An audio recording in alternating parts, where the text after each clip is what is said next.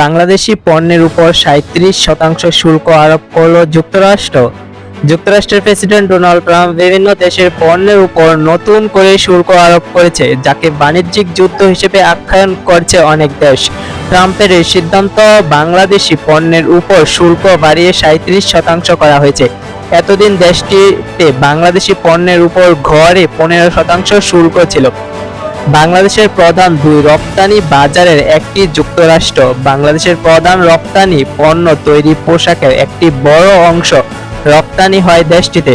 যুক্তরাষ্ট্র বছরে বাংলাদেশে রপ্তানি হয় প্রায় ৮.৪ বিলিয়ন, যা $৮৪০ কোটি, যা প্রধানত তৈরি পোশাক। গত বছর যুক্তরাষ্ট্রের তৈরি পোশাকে রপ্তানি দাঁড়ায় ৭.৩৪%, যা $৭34 কোটি।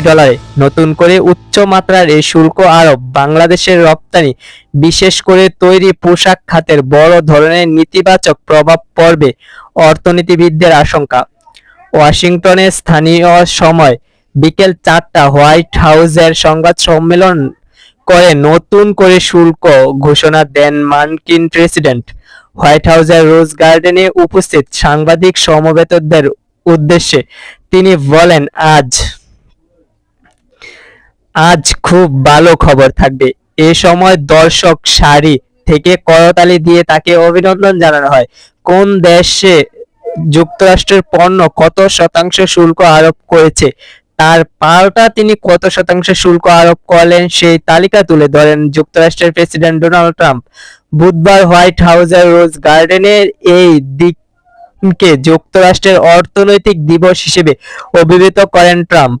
নতুন শুল্ক আরোপের তিনি যুক্তরাষ্ট্রের অর্থনৈতিক স্বাধীনতা দিবস হিসেবে উল্লেখ করে ট্রাম্প বলেন, এই দিনের জন্য যুক্তরাষ্ট্র দীর্ঘদিন ধরে অপেক্ষা করছে। পাল্টা এই শুল্ক আরোপের ক্ষেত্রে কঠোর অবস্থান থাকবে। ট্রাম্প বলেছেন, বাণিজ্যিক ক্ষেত্রে কখনো কখনো বন্ধু শত্রুর চেয়েও খারাপ হয়। ট্রাম্পের এই শুল্ক আরোপ বাংলাদেশ সহ উন্নয়নশীল দেশগুলোর জন্য বড় চ্যালেঞ্জ বলে মন্তব্য করছেন বিশেষজ্ঞরা।